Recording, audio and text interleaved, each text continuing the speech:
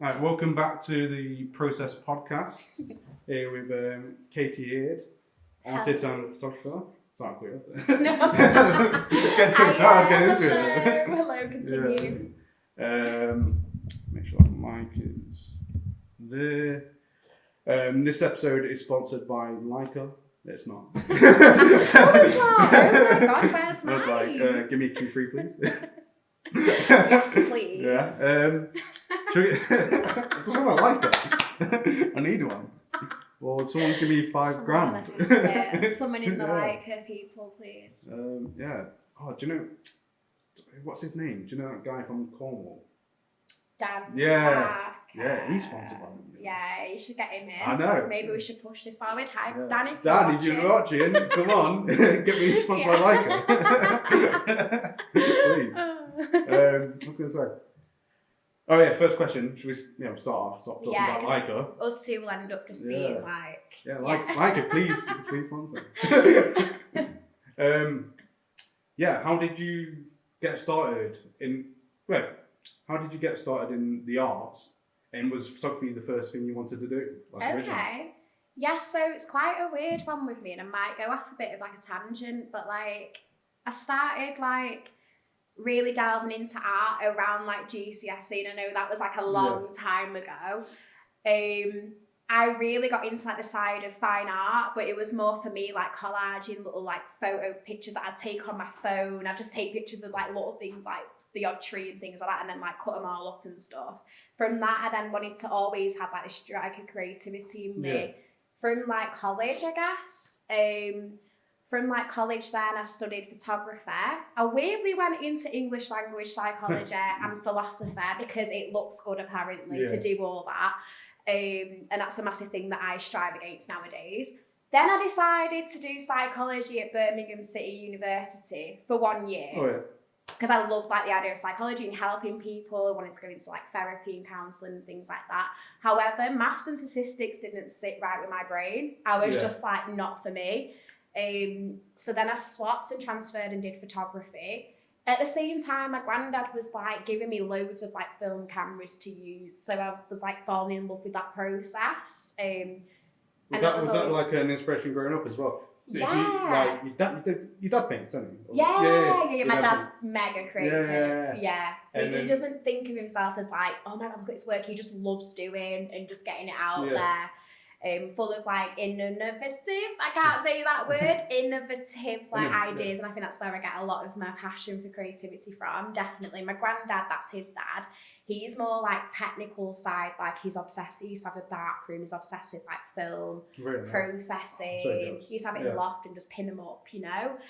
All about the chemicals. He's got a very scientific mind. So whenever I go over, he'll not understand a word about the art world. If I say to him curator, even things like galleries, and mention different things in that career side, it'll just go over his head and he'll be like, Katie, I'm trying to respect you. It sounds great, but I have no idea what it all means. You think that's a generational thing? I think so, yeah, especially with him, because he's like, obviously, like he was brought up in that man's culture of being industrialised and like miners, technical labouring, and maths and science and that sort of thing. He was an electrician, so I think he's got a very good electronic mind. He's got a very good scientific mind, I should say.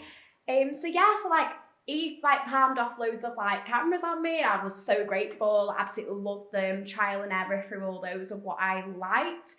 After studying then at Birmingham, I thought this course is not the one. I wasn't feeling like passionate in Birmingham. It sort of died out for me at that time. It was very like concrete based city, and I think you've obviously been to Brum. You get that.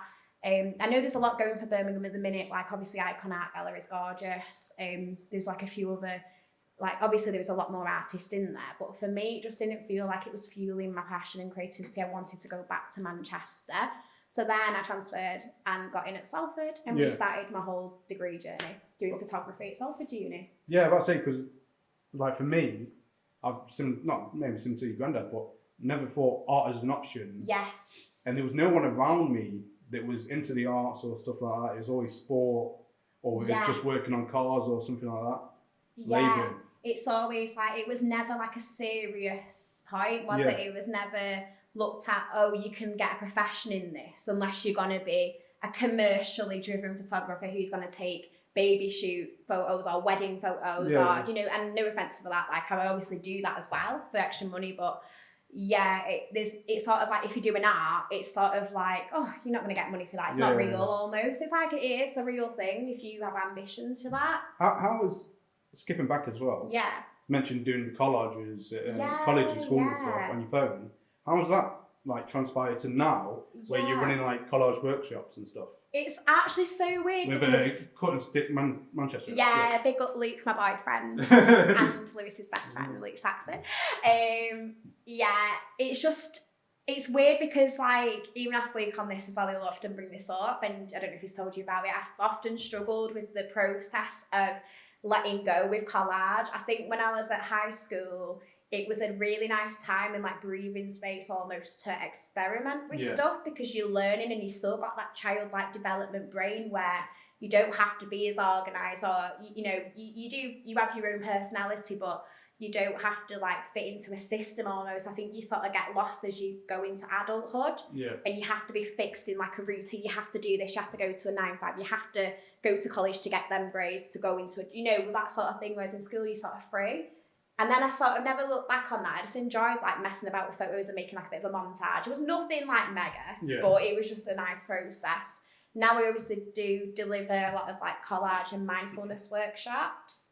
And it's the idea for me of like letting go of expectation through process and that's really good. And also reworking through sustainability. They're like a lot of areas that I'm delving into at the moment. This idea of reworking, I look to Wabi Sabi, which is an Eastern philosophy, and it promotes slow culture and appreciating the mundane. It's almost like a feeling of appreciating the mundane and seeing beauty in impermanence and nature. So I sort of relate that to the idea of collage and reworking, even like creating like an anti-series. You know, like if you've got a photo series that never made it to publication, why can't we rework this and make it into like a cool collage? Or it's just another technique that I find it helps let go of expectation. So what would you use for the collages? Would you use newspapers and stuff? Would you use your own photography? Would you mix of both? You paint? Because I know Luke as well, Luke Saxon. Yeah. He started doing the cyanotypes and blue and adding stuff, his layers and stuff like that. Yeah, so with like Luke, like he obviously will get him in, he can talk about that. But there you go, Luke, he's probably blushing now. But it's more of like, we're quite experimental, both of us. It's good that we work together on different projects and we're always like together and stuff doing that. But with me, it's more of like, I look at archival imagery, so things from my own magazines, things like that. It's not my main practice, so I can't really say on that one, but like if I'm demonstrating to a class, it'll just be using own magazines. It's anything that's accessible to anyone. Postcards, newspapers, even like old album covers, anything that you can find. I also kind of want to experiment more with fabrics and textures in my own practice, but we can speak about that a bit later. And that's to do with the idea of sustainability and fashion. So like maybe collaging like the fabrics together and things like that in an actual fashion shoot.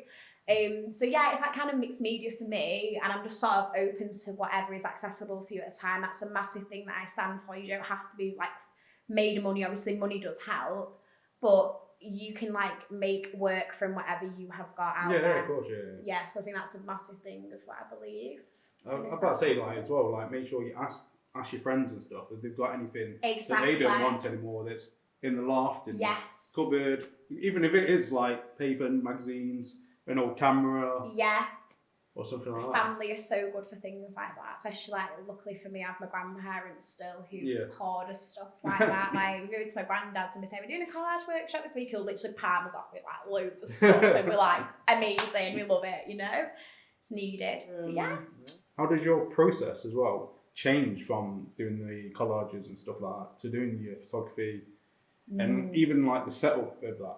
Like, do you know when you're doing a shoot, I know you're very organised, but how does the organisation like change? Just like to let go of. Yeah, does the collaging, you feel like, do you know what, today I'm just going to collage, I'm just going to grab this, grab that. And when your photography, you start maybe like a month before, you go, I'm doing that exact day, this is like the build up to it. Like I need to get the makeup artist, needs to get a stylist. Yeah, and schedule it all and the organisation management mood side board of it that. a bit more or It's for me, like I am quite an organised person. I get anxious if I'm not so organised. So if I have to do anything last minute, I'm very like, whoa, this is not okay. I just feel all flustered and it's not for me. I like, if not as well, like I often forget things, so I like to keep myself into like a routine and I'm quite good at organising team and like, you know, managing team on that. Yeah. However, when I come to collage, it's an idea that I'm sort of trying to implement in my own routine of the idea of letting go, being slower and being mindful. And these are all like really good key factors for me at the moment, to do with like wabi-sabi, slow culture, things like that. And it's sort of a really nice process that reflects on my art methods. Like it just helps me not be so stressed trying to work to deadlines and things like this. It's like a playful movement. So it's quite a hard comparison really, because I found it quite tricky to actually let go, because I'm so like, it must be like this. If it's not like that, it's not a good outcome. And then I'm learning more as I go by with my fashion editorials and commercial work, that actually like to let go is the best thing you can ever do. Like be open to what the universe gives you, be open to that outcome that you don't know. An unknown outcome is like a happy mistake almost. And I think that I'm a massive believer in that. For example, a happy mistake could be if a model cancels on you last minute. We've both been through that and it does suck. But you know, at the end of the day, if they're not getting paid, sometimes they don't have the budget to do that. It's understandable, you know. Things like that can happen, and it's always been adaptable. Like, so that could be a good thing in disguise, that actually we found someone who suits the role better. I always believe that and always try and change things into a positive. So like this idea of like having no expectations for the end outcome, I think is a massive thing that I'm trying to put into my process now. I think it's a good thing for creating art. When did this start, by the way? When did you start being so organised about your shoots and stuff? I've always been, it's weird this, like I've always been quite organised. Something like university, like drilled into you? Or no, I think I've just been a bit weird with it. Yeah. Like I've always been a bit of a weirdo. I was speaking to my dad about it, and I was on the phone to him for ages yesterday, and he was saying like you've always had it in you where you've had to have like, you know, that little kid where she's like, no, I'm gonna go to take myself to things like that. I've always been like that. I think it's like a personality thing, maybe something from when I was growing up. I don't know. I never had like strict parents or anything like that. It's always been quite nice. But I think for me, it's it's a nice skillful thing to have. So try and take advantage of it. Don't get me wrong, it can be quite heavy when I'm quite burn out, or I become quite it can become quite difficult to structure people when they're not on the same page as you. And to let go of that control helps me, if that makes sense. So it's weird. I've always had it, but I think from uni as well, of being so organised, it's been like a nice snowball effect of keep moving on this page, you're doing something right. Has there been any more where your process has changed along the way? I think recently I've weirdly come into like my spiritual world. I'm very spiritual as well. So like it's like not as like a do-gooder. I don't condone all that. It's more my ethic and for my own head sanity space. I like to do like my little rituals, my manifestations and things like that. And weirdly enough, it does go hand in hand with creativity and the process of that. For me, it does anyway. So the idea of like things changing and what I've done differently, it's all to do really with like life changes, like and how the universe put me in like certain situations, and sort of from healing, and from having time to actually focus on my own energy and where I want to put my own energy into things. So I think from what we're getting at here, it's more of like how I've changed into the work that I create. Is that right? So things of like, I guess it's more like I've always been into fashion photography. I've always had like a passion to shoot that sort of stuff. I love like the idea of collaborating with MUAs, stylists, fashion designers. It makes me feel so like uplifted to work in a space with all this like creative excitement and exploration going on in a different medium almost. Like it is a different medium, isn't it? Like doing makeup to taking a photo, but it all conjoins together. I think it's beautiful. I love meeting new like people, networking. How did that change? So do you know when you organise a shoot? obviously normally you live in England, you live in Manchester, you shoot everything here. Yeah. But recently you went to Paris. I did. How was like that different from like organising and shooting the process, like being over there, Yeah, shooting it? so much better. So much easier. Not easier. It's weird, like I've worked with some very good people over here. Do not get me wrong, big up to Anna Greenwood if she's seen this. Amazing stylist based up north too. Some other like MUAs, stylists, models, etc. Like amazing to work with, and I have my people who are on a list, but I want to build up that more. So I'm in a weird position now where, not weird, but I guess like I'm in like a bit of a limbo where I need to go out and meet stylists for like coffees and things like that and get to know them and like their style in their own fashion styling and things like that.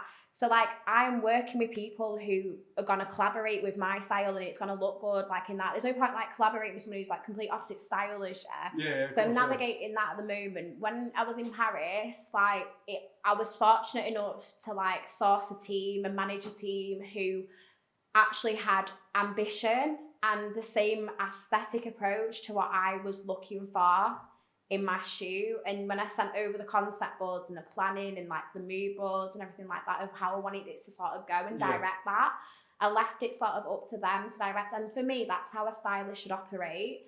So like they should obviously source the garments, they should obviously like get all that stuff from the designers. Yeah, of course, and I found it quite tricky because sometimes I've been on shoots where I've put myself stupidly forward and gone, because I'm so organised and I must have it I feel like I must have it my way. So I sometimes like do it and go like, oh, well, don't worry, I'll sort the designers, this is what I want to shoot with. And it's so flat. I need to start learning that my role is not to do everyone's job just because I feel like they won't do it. It's a sort of like and the one in Paris has taught me that now that like there is people out there who can do a really good job and you can find them. Of their individual role. Yeah, so I think that's like the difference, and I'm sort of like in an exciting journey now where I love Manchester and shooting Manchester. I've got a shoot planned in June, hopefully up north in like the industrial side of things and like sort of rural wabi-sabi and things like that, which is exciting. I'm in the planning stages of that, and obviously I want to go back up north and find other people to work with and maybe even people from the past and just see like where that goes.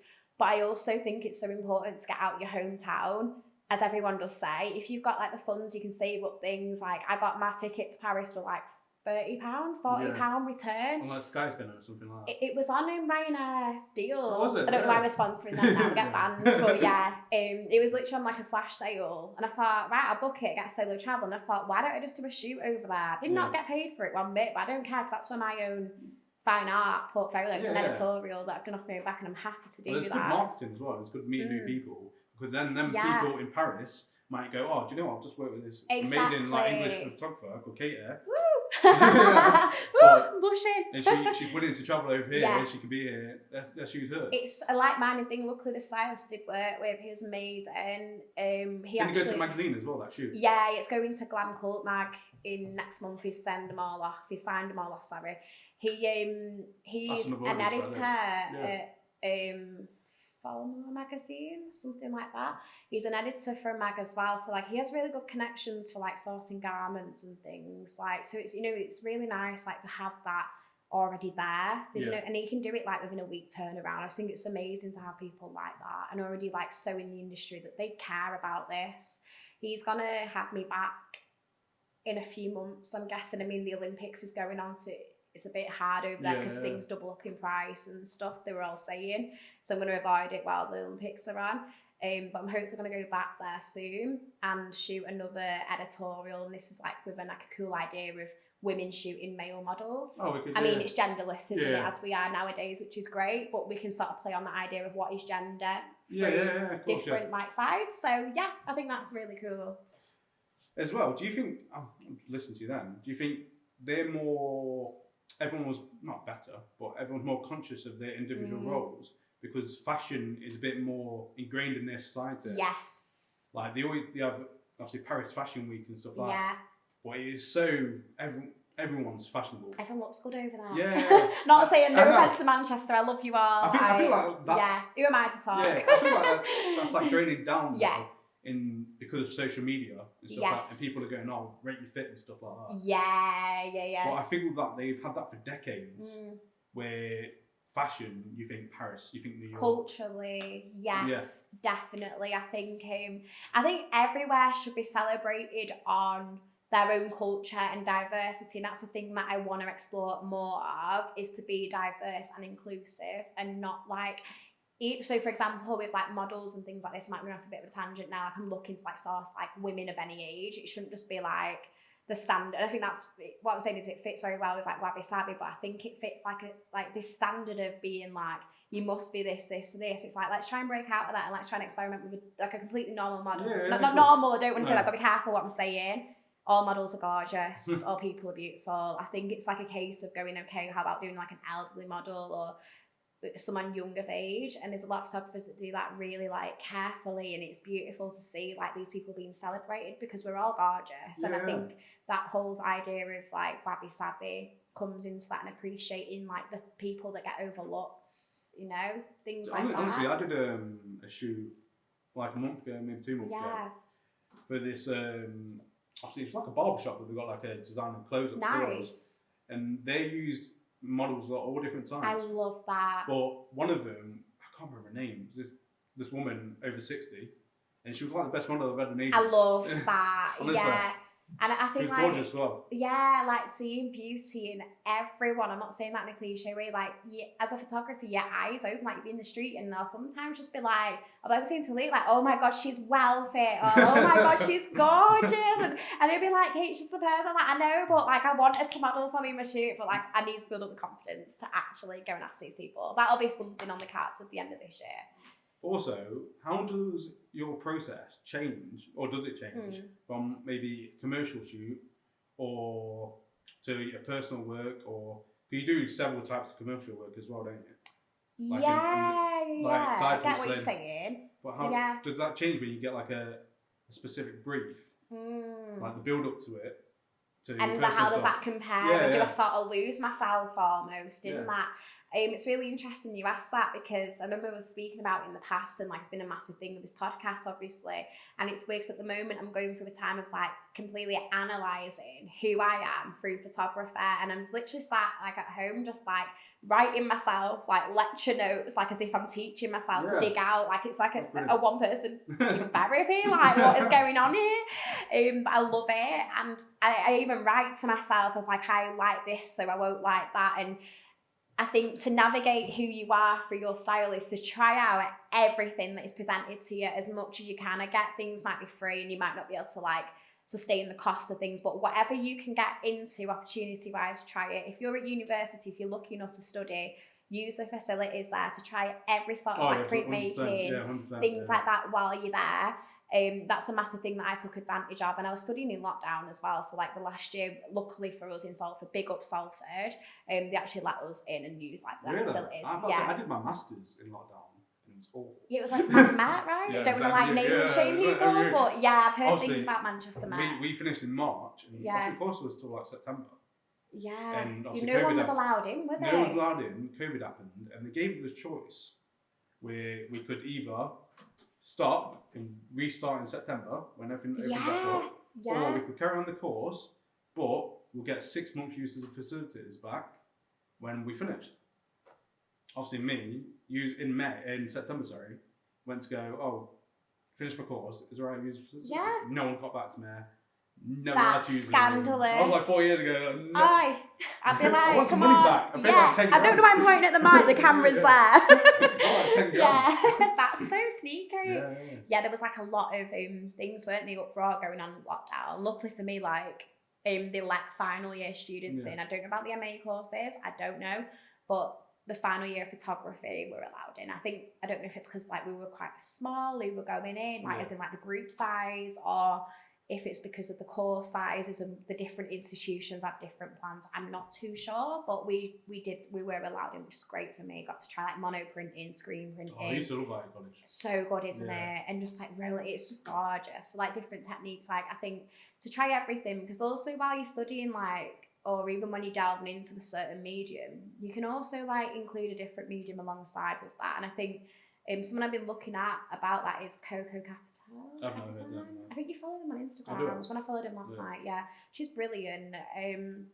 she does like a lot of illustration. She did the Gucci campaign recently, and she does like a lot of like writing, sort of like childish like writing, and her form is from childhood, and she does it with fashion image making, well not fashion image making, but like taking photos of like fashion commercials, and she'll write alongside of it. So she's generated her own brand in the photo as well, which is really so interesting. Yeah, I think people like that, like it gives me tingles. I'm like, oh my God, like it makes you think anything is possible. Like just try and experiment with different things. What was the question again? I feel like we got lost.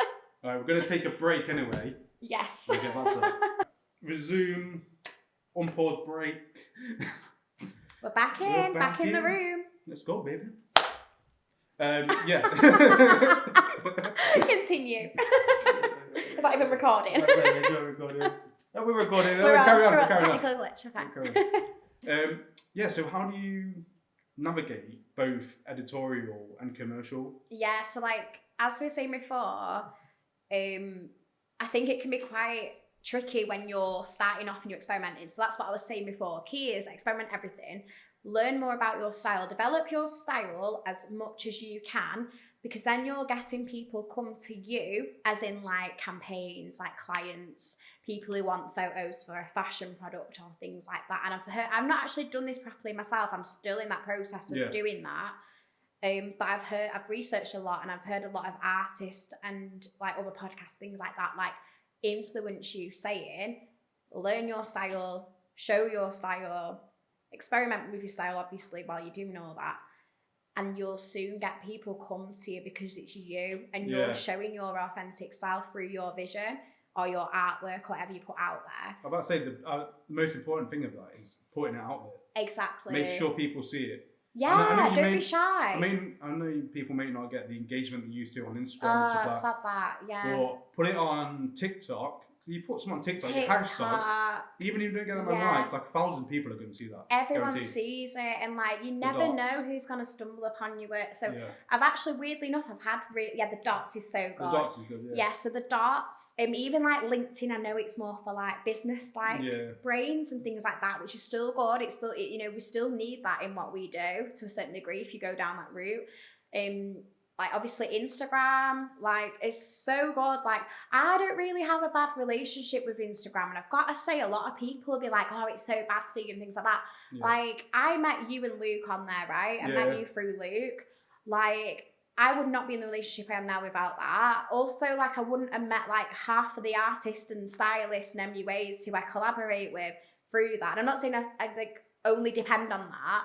I think everything is good, obviously, in moderation. I don't want to sound cliche saying that, but like if you're finding that you're using Instagram and not utilising it for the good things, that's your own issue that you sort of need to address in yourself.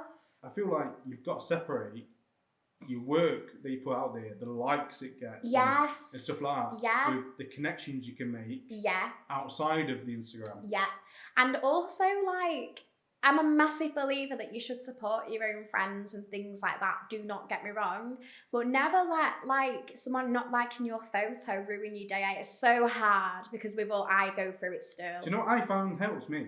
Turn off the likes. Yeah, turn them off. I don't it care. doesn't matter. I don't care. At the end of the day, do you like that piece of work? Yeah. Let's post it. Yeah. But really thinking about what you like and dislike. Don't get me wrong. Sometimes I'll post stuff on my feed and I'll be like, oh God, it's so off, it's not working, and I will delete it. And it's not, it can also add to the contribution that there's no likes. There's times when I visually don't like it on my feed and I go, nah, I'm gonna wait for that, I'm rushing it a bit.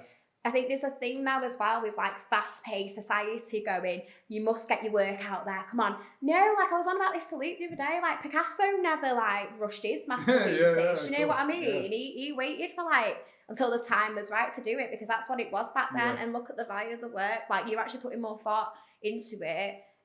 There's no right or wrong in that. Like you do what you feel is best. I think that's the main thing. What your intuition's telling you. If people actually really love your work and love what you do and like are in like fan of you, they won't care if it's like the next day or the next week. When your work comes out, they're gonna keep going to you. They're gonna keep liking the stuff. Look at how you look at your role model. That's how you see it. I think another thing as well, like so obviously promoting. What's wrong with like meeting people for coffees and getting like you know, connections up like that. Like I mentioned before, it's something I want to start doing more. I love socialising to people. I love chatting, as you can tell. But I also love like meeting new people and learning more about them and what they do. I think to have that energy of bouncing off each other. I've got to say, if you can't find a networking space for like-minded individuals, no, I would say do it yourself. Yeah. Like I did one in January here. Yes. The Rogue Studios. And because I was like starting out freelance, and I literally knew no one was doing it really. People show up. Yeah, but people come. Yes, and I think that's so gorgeous as well because you start generating like your own little community and it expands. And I think a community of creatives, like, it's diverse. You've all got different backgrounds. You've all got different ideas. You don't all have to be doing the same thing, you know. It's interesting. You can still learn from each other. Of course you do, and you learn like branching out and developing yourself more as well. I tend to think. And really good opportunities recently happened to me. Saatchi Gallery in London. Oh, that's brilliant. Have emailed me. Yeah. That's what good done. Yeah, they've emailed me asking for my zine for the shop. It's not that much of like a big thing, but that's like it's massive, a massive thing. No, that's massive. And the gallery director, I phoned my dad as soon as we're on the phone for like an hour just chatting. That is. The gallery director noticed it in Unitom. Big up Unitom. Really? Yeah. That's wicked. So obviously stock zines in about town. You never know who's going to come across that and think, okay, there's a like for example in Saatchi Gallery, there's a fashion exhibition on and photography. It's starting at the end of May. I'm pretty sure. Have a look on the website if you're keen to look at that. It'd be quite interesting. And I'm dying to go anyway. But they just want to stock it in the shop. They really like experimental work as well. So it's quite nice, quite refreshing. I think these little things, if you keep doing, plant that seed. That's what I like to say. Plant the seed and you'll see it grow. If you're truly in and doing things little by little, baby steps every day, it'll turn into some like fruition where you'll get things come back to you. Yeah, of course. That's brilliant. Like, That's view. So like little things like that and little things. Which thing was it, by the way? Lost and Styled, the little narrow one that I shot on my phone. Shot it all on my phone as well. So that's another thing. Like you don't have to have a camera, or I was always like not financially secure with things. So like I found it quite tricky to fit in at uni a lot. Like when I was in Birmingham, I had a HP laptop. I'm so grateful for that. I know a lot of people like obviously don't have a lot of stuff, but everyone was using MacBooks and like just carrying them. I had to have this massive brick with me and a charger and they burn you. You sit on it sets you on fire. I think it's all the Sims 3 I was playing there. But it's like little things like that. Like take what you've got and utilize it. I think that shows more ambition in you. If you get everything like handed to you, that's amazing. But are you actually testing what materials are for what? Yeah. I think if you build that up, and there's a lot of strength in me now, and I'm ready just to like explode and go mad. Even the core message from that is put your work out there. Yes. Make people see it. Yes. Go to your local coffee shop, see if they want any. Exactly. Luke does this. Luke literally drops in like zines and stuff and hides them around town so people have to find them. And I think it's a really nice way of like interacting. Do you know when I had that skate zine? Yeah, that was ace. I love that zine. I left them in like Yes Bar. Yeah. It's dead good though. I'll tell you a really funny story. We recently went to New York thanks to my stepmom and dad as a late graduation present because I didn't really like see much of them after graduation a couple of years ago. A few years ago now. I'm still thinking I'm young. Went to New York anyway. Went to MoMA obviously, Museum of Modern Art, and my dad's there like doing a little sketch, and he goes, "Fucking leave it here," to the director. He leaves it on the table, and Luke leaves his zine on there, and my dad's going, "Oh, I'm gonna blow up overnight." Like, you never know.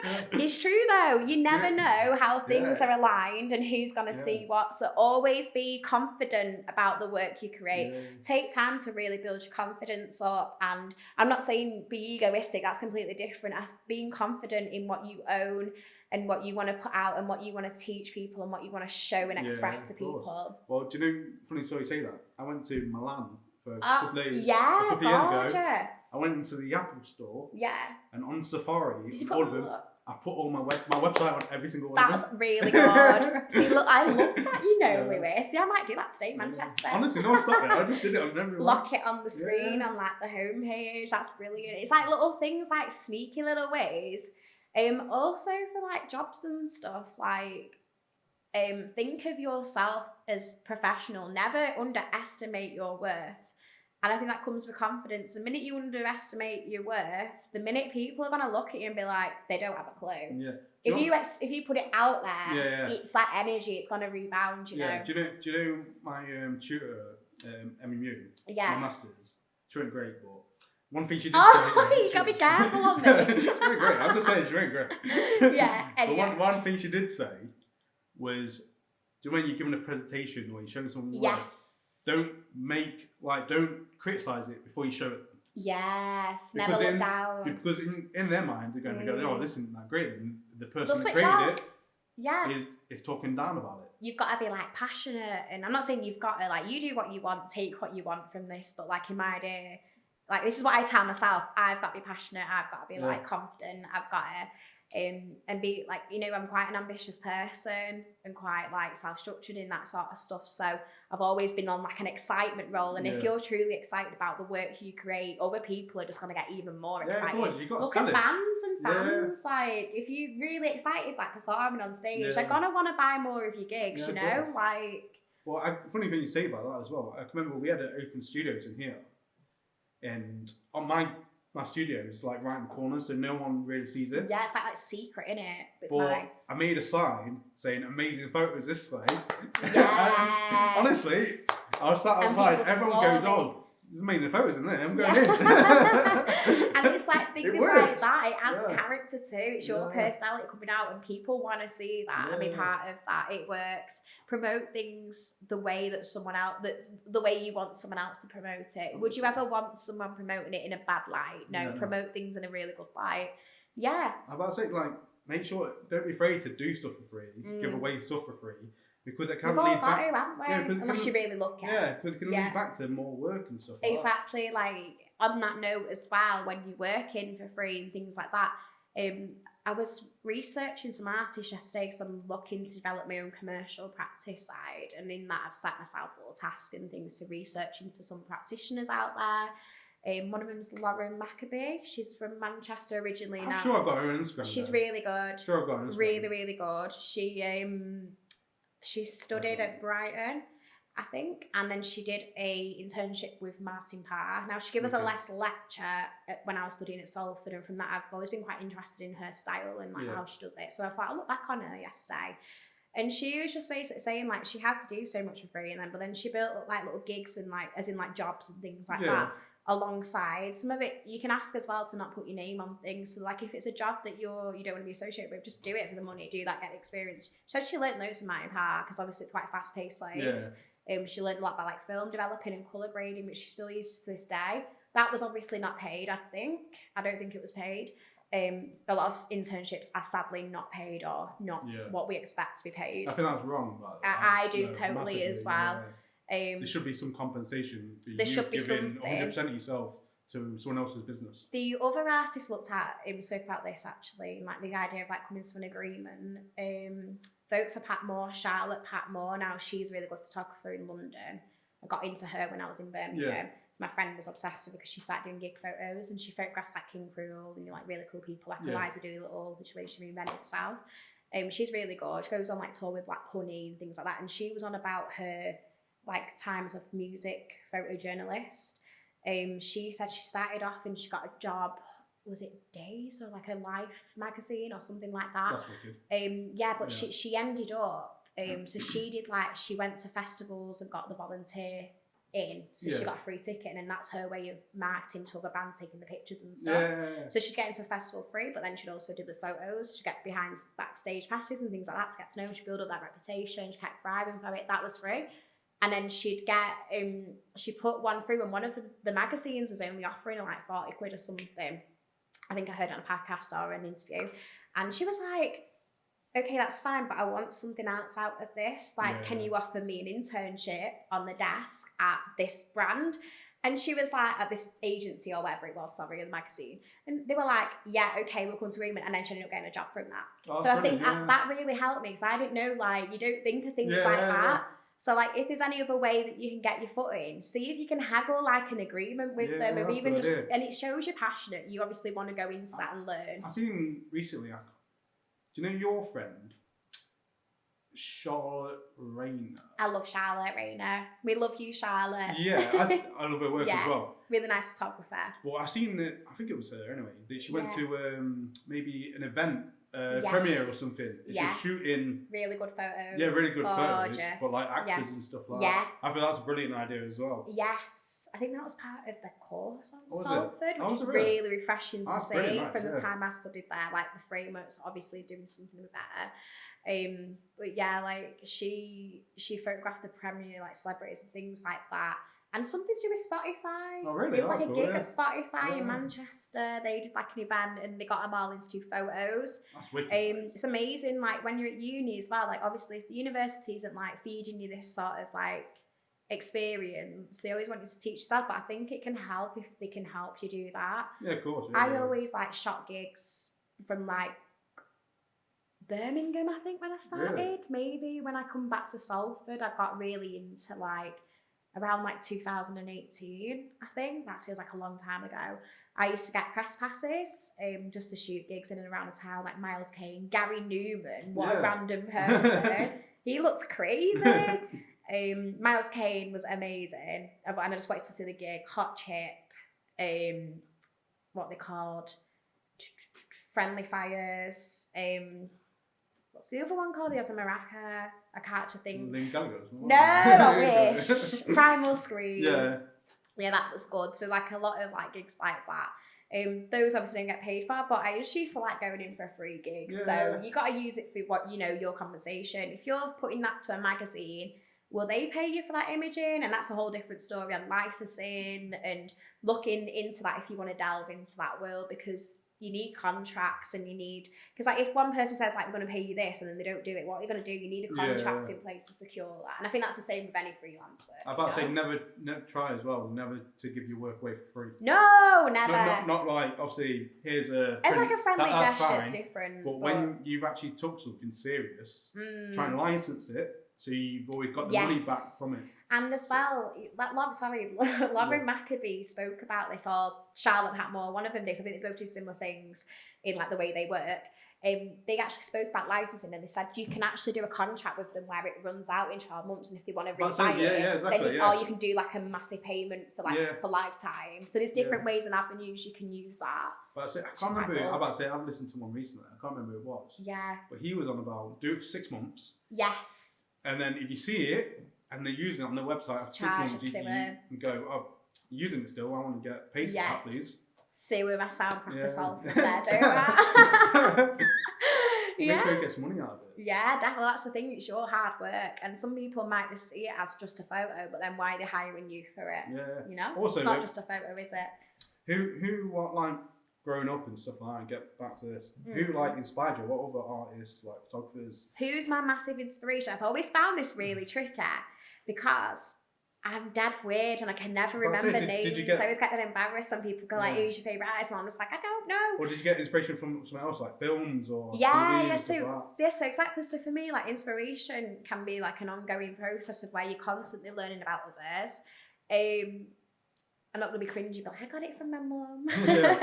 No, I think my granddad was like a massive inspiration because obviously he passed on the camera to me, but in the way that I work, that was more technical. Yeah. And like, this is how it's done, this to this. I think for me and how I work and operate in like this philosophy, things like that. I obviously was very interested in psychology from college. Didn't really know what it was until I studied it. I thought, all right, I'm swapping this course to this, and I did it. Continued that at uni, and I was just really fascinated about like how that can then link to creating art. So like a lot of my works, like Lafond, very like psychoanalytic, attachment theory. Entropy is like a science in itself of like chaos and nature and cycles and things like that. So I'm very like into philosophy, psychology, psychoanalytic theory, and that sort of is like the foundation of what sprouts up from that and what I'm working on at the moment. Artists that I do look at are people like I mentioned, so like for example Charlotte Patmore, like I wanted to learn more about, and I've only just learned more about her recently. Like yes, I was proper delving into it and I was unpicking things. You know, she's great because I look at people like her and she's just been like, people just see her as like an ordinary talent. She's very talented, but just like an ordinary girl from round the corner. And it's like she's now thriving, she's put in that ambition, she's put in that work, and she's got herself somewhere amazing where she's photographing and going on tours with like these amazing bands and stuff. And it just makes you feel like everything is possible. It's very inspiring. So I look at people like that, and also like the female representation. Like, I don't want to get too much into that because I know everyone has different views on that, but for me, like, I love looking at other women doing really well in the industry, and that's a massive thing for me, obviously, as a woman. And I love like bigging up all the other women that I work with. No offense, I'm open to all genders and all that sort of stuff. I'm very open minded with things like that. So it's not, not like you must whatever. I also feel Luke got me into Jack Davison a few years ago. Obsessed with his work, and that inspired me to do my ice sculpture piece for graduation show. Love the idea of his colour palette. Oh, it's dreamy, and his like tones and his textures and his like almost street portrait photography. It's just beautiful. Wolfgang you did some really good ones in Paris and stuff, like in New York as well. Like, yes, like obviously like Rothko, and like I'm obsessed with Rothko. There was I think I posted on the story for the podcast earlier, but there's an old man. Yeah, he looks like a proper painter, doesn't he? Yeah, that was beautiful. That was on film. Yeah. Street photographer, I'm trying. That was when I was rushing to get a croissant and a hot chocolate, and nowhere would seat me. So I feel like that's a good thing as well, like a good message. You're a photographer, always take your camera with you. Oh my god, it's a nice little break in it, and I think it's lovely to like I'm a massive believer of, obviously, like I keep saying, like appreciating the ordinary and seeing things like in that frame and trying to compose of things constantly. And I think it's quite different to how it works in the fashion work, because it's already sort of like set. That's why I'm trying to branch out more now and just shoot on location, because I love it and that's my style. So as before, what we were saying about style and things, I want to start shooting more landscapey stuff. Now, if someone came up to me with a brief saying, oh, can you do this like job that's like this, I'd have to sort of be like, look, I can do, but my style is this. Is that going to work with you? Yeah. And be like, I actually want to take it a bit more experimental. Have you had that before, where you've got a brief from... Oh, I used to just say yeah and do it. I say, where you've got no choice in your direction. Yeah, like... Is that evolved the order you've got then? Yeah, but like you sort of fight against that, don't you? Naturally, you sort of hate the images after it. And when it's not... It's not good, is it? And when it's...